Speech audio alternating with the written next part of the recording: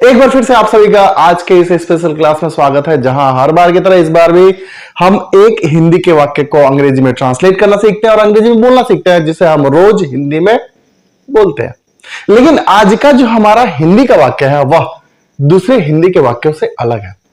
पहले इस वाक्य को देखते हैं, तब खुद समझ में आ जाएगा कि यह हिंदी का वाक्य कैसे अलग है। अब देखिए, आज का जो हमारा हिंदी का वाक्य है वो क्या है। वह है, मैं राम को बैट खरीद दूंगा। मैं राम को बैट खरीद दूंगा। मैं राम को बैट खरीद दूंगा। लेकिन इस हिंदी के वाक्य को पहले आप कैसे पढ़ते थे, कैसे लिखते थे, कैसे सुनते थे, ये जरा जान ले। पहले हम इसी हिंदी के वाक्य को बोलते थे, मैं राम के लिए बैट खरीद दूंगा। मैं राम के लिए बैट खरीद दूंगा। जहां पे आपने वाक्य में के लिए का प्रयोग किया है और इस के लिए के लिए हम फॉर का प्रयोग करते हैं। लेकिन अब ये जो हमारा वाक्य है ये अपग्रेडेड वर्जन है, जिसमें के लिए हटा दिया गया है।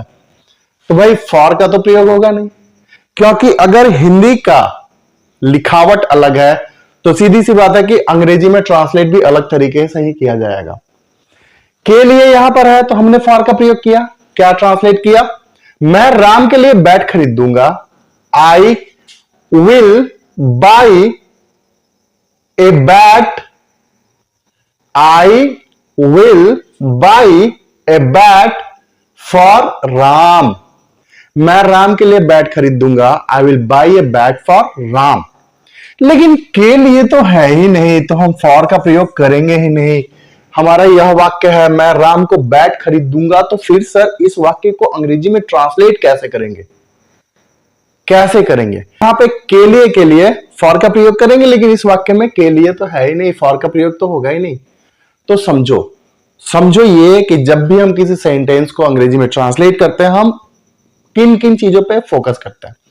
पहला हमारा फोकस होता है सब्जेक्ट पे, दूसरा हमारा वर्ब पे, तीसरा ऑब्जेक्ट पे। बस यही तीन चीज चाहिए। उसके बाद जितनी चीजें हैं वो लास्ट में लगा दी जाती हैं, अंत में उनको हम सजा देते हैं। तो इसमें सब्जेक्ट क्या है, वर्ब क्या है, ऑब्जेक्ट क्या है, इस चीज को पहले समझते हैं। देखो, मैं, सीधी सी बात है, सब्जेक्ट होगा। मैं सब्जेक्ट है।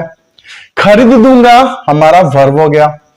खरीद दूंगा वर्ब हो गया। किसे खरीद दूंगा? तो राम को। मैं राम को खरीद दूंगा, तो ये हमारा हो गया ऑब्जेक्ट। और लास्ट में बचता है बैट, तो ये हमारा अदर वर्ड्स हो जाएगा। तो मैं राम को बैट खरीद दूंगा। इस हिंदी के वाक्यों को अंग्रेजी में कैसे ट्रांसलेट करेंगे ये देखिए। मैं आई खरीद दूंगा will by. I will by किसको भाई? तो राम को। I will by Ram. क्या खरीद दूंगा? तो ए बैट। मैं राम को बैट खरीद दूंगा। I will by Ram a bat. I will by Ram a bat. I will by a bat for Ram. के लिए, लेकिन के लिए ना हो तो हो जाएगा हमारा I will by Ram a bat. I will by Ram a bat. दूसरा, तुम उसे साड़ी खरीद दोगे। तुम उसे साड़ी खरीद दोगे, तो यू विल बाई। किसे बाई? तो उसे। Her. You will buy her. You will buy her a sari. You will buy her a sari. तुम उसे एक साड़ी खरीद दोगे। वह मुझे खिलौने खरीद देगा। भाई, वह मुझे खिलौने खरीद देगा। वह खरीद देगा मुझे खिलौने। वह मुझे खिलौने खरीद देगा। He will buy me toys. He will buy me toys. वह मुझे खिलौने खरीद देगा। चाचा मुझे बैग खरीद देंगे। चाचा मुझे बैग खरीद देंगे। Uncle will buy. किसे भाई? तो मुझे। Me. Uncle will buy me a bag, uncle will buy me a bag. अब देखो, के लिए था तो फॉर का प्रयोग करते थे, के लिए नहीं है तो हम I will buy Ram a bat, इस पैटर्न को फॉलो करते हुए ऐसे हिंदी के वाक्यों को अंग्रेजी में ट्रांसलेट कर लेंगे और इन्हें वैसा ही बोलेंगे भी। अब बचते हैं हमारे कुछ हिंदी के वाक्य, मैं इन्हें बोल देता हूं लेकिन आपको ट्रांसलेट करना है।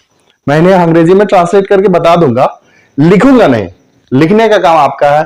पहले आप मेरी बात को समझेंगे, घर पे उसे प्रैक्टिस करेंगे, लिखेंगे और फिर मैच करेंगे कि हाँ जो सर ने बनाया हुआ है या जो मैं ट्रांसलेट कर रहा हूं वो दोनों चीजें सेम है तो सही होंगी। अगर गलत है तो मुझे आप चैट बॉक्स में पूछ सकते हैं कि सर यहां पे कैसे होगा, आप बताइए। सेंटेंस है हमारा, बहन तुम्हें कलम खरीद देगी। बहन, सिस्टर, बहन सिस्टर खरीद देगी, will buy, sister will buy you a pen. बहन तुम्हें कलम खरीद देगी, sister will buy you a pen, sister will buy you a pen. वह उसे मिठाइयां खरीद देगा, वह उसे मिठाइयां खरीद देगा। वह, he will buy, he will buy him sweets, he will buy him sweets, वह उसे मिठाइयां खरीद देगा, he will buy him sweets। तुम उसे टोपी खरीद दोगे, तुम उसे टोपी खरीद दोगे। you will buy him a cap, you will buy him a cap। मैं तुम्हें जूते खरीद दूंगा, I will buy you shoes, I will buy you shoes। देखो, अगर के लिए रहता तो आपके लिए आसान रहता, लेकिन के लिए नहीं है, अपग्रेडेड वर्जन है। तो जब आप इन हिंदी के वाक्यों को पहली नजर में देखे होंगे तो आपको परेशानी हुई होगी कि सर के लिए तो है नहीं, फॉर का तो प्रयोग करेंगे नहीं, फिर ऐसे हिंदी के वाक्यों को अंग्रेजी में ट्रांसलेट कैसे करेंगे। तो अब कैसे करेंगे समझ में आ गया ना।